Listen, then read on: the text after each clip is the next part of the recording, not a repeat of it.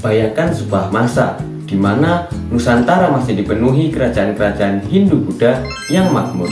Lalu datang sebuah ajaran baru yang pelan tapi pasti mengubah wajah Nusantara selamanya.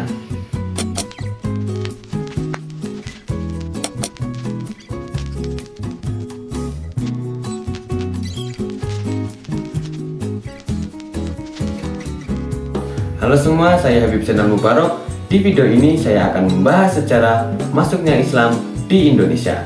Setidaknya ada 4 teori yang menjelaskannya. Sebelum Islam masuk ke Indonesia yang saat itu masih dikenal dengan Nusantara, masyarakat penganut kepercayaan Hindu dan Buddha. Tak heran jika saat ini banyak dijumpai tempat ibadah dengan akulturasi kebudayaan. Sebelum lanjut ke videonya, jangan lupa like, komen, subscribe untuk konten edukasi lainnya. Kita mulai dengan pembahasan awal mula penyebaran Islam. Islam pertama kali masuk ke Nusantara melalui jalur perdagangan pada abad ke-7 Masehi. Para pedagang muslim dari Arab, Persia, dan Gujarat datang ke pelabuhan-pelabuhan strategis seperti Barwas, Perlak, dan Samudra Pasai. Mereka tidak hanya membawa barang dagangan seperti kain, rempah, dan perhiasan, tetapi juga mengenalkan ajaran Islam kepada penduduk setempat. Interaksi antara pedagang dan masyarakat lokal menyebabkan lambat laun perkembangan komunitas muslim di berbagai wilayah pesisir. Selain melalui perdagangan, Islam juga berkembang melalui pernikahan dan hubungan sosial. Para pedagang muslim yang menetap di Nusantara sering menikahi perempuan setempat, sehingga Islam mulai menyebar dalam kehidupan keluarga dan komunitas. Beberapa pemimpin lokal yang tertarik dengan ajaran Islam akhirnya memeluk agama ini, yang kemudian diikuti oleh rakyatnya. Salah satu bukti awal keberadaan Islam adalah nisan Sultan Malik Al-Saleh, raja pertama kerajaan Samudra Pasai, yang menunjukkan bahwa kerajaan ini telah menjadi pusat Islam di Nusantara pada abad ke-13. Penyebaran Islam semakin kuat dengan munculnya para ulama dan mubalik yang aktif berdakwah. Mereka tidak hanya mengajarkan agama, tetapi juga memperkenalkan sistem pendidikan Islam, seperti pesantren. Dengan cara inilah, Islam perlahan tetapi pasti menggantikan pengaruh Hindu-Buddha di berbagai wilayah Nusantara. Membahas penyebaran Islam di Indonesia, para 9 wali atau bisa kita sebut dengan Wali Songo sangatlah penting dalam penyebaran Islam di Indonesia. Mari kita bahas.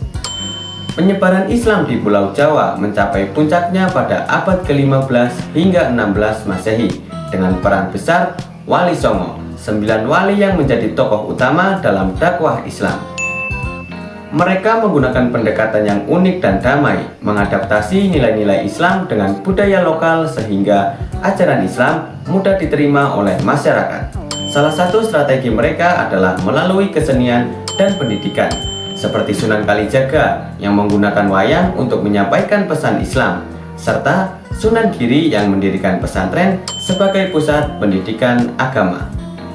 Selain itu, Wali Songo juga berperan dalam membangun peradaban Islam dengan mendukung berdirinya Kesultanan Demak, kerajaan Islam pertama di Jawa. Kesultanan ini menjadi pusat penyebaran Islam ke berbagai daerah, menggantikan pengaruh Majapahit yang mulai melemah. Dengan strategi dakwah yang damai dan penuh kebijaksanaan, Islam semakin berkembang di Nusantara, menyaut dengan tradisi lokal tanpa menghilangkan identitas budaya masyarakat. Dalam proses penyebaran Islam di Indonesia ini, peran Wali Songo juga sangat berpengaruh. Wali Songo memiliki peran besar dalam menyebarkan Islam di Nusantara, khususnya di Pulau Jawa. Pada abad ke-15 hingga 16 Masehi, mereka menggunakan metode dakwah yang damai dan menyesuaikan ajaran Islam dengan budaya lokal, sehingga Islam dapat diterima tanpa adanya konflik besar. Para wali ini tidak hanya mengajarkan agama, tetapi juga membangun pusat pendidikan Islam seperti pesantren, yang menjadi cikal bakal sistem pendidikan Islam di Indonesia. Salah satu contohnya adalah Sunan Giri yang mendirikan pesantren sebagai tempat belajar agama sekaligus pusat kaderisasi ulama dan pemimpin masyarakat.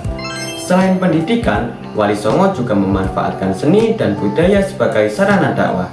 Sunan Kalijaga misalnya menggunakan wayang kulit untuk menyampaikan ajaran Islam secara halus kepada masyarakat yang masih kental dengan budaya Hindu dan Buddha. Sementara itu, Sunan Bonang mengajarkan Islam melalui seni musik atau gamelan dengan tembang-tembang yang berisi nilai-nilai Islam. Pendekatan ini membuat Islam lebih mudah diterima tanpa menimbulkan perlawanan dari masyarakat setempat. Di bidang politik juga, Wali Songo turut mendukung berdirinya Kesultanan Demak, kerajaan Islam pertama di Jawa, yang menjadi pusat penyebaran Islam di Nusantara. Dengan dukungan dari para wali, Demak menggantikan domisili Majapahit yang mulai melemah dan menyebarkan pengaruh Islam ke berbagai wilayah. Peran Wali Songo tidak hanya terbatas pada penyebaran Islam, tetapi juga membangun tatanan sosial dan politik yang berlandaskan nilai-nilai Islam, sehingga jejak mereka tetap terasa dalam kehidupan masyarakat Muslim Indonesia hingga saat ini. Sejarah masuknya Islam ke Indonesia adalah bukti bahwa Islam berkembang dengan damai melalui perdagangan, pendidikan, dan dakwah yang penuh kearifan. Warisan para pedagang, ulama, dan Wali Songo masih terasa hingga hari ini dalam budaya, tradisi, dan kehidupan kita sehari-hari.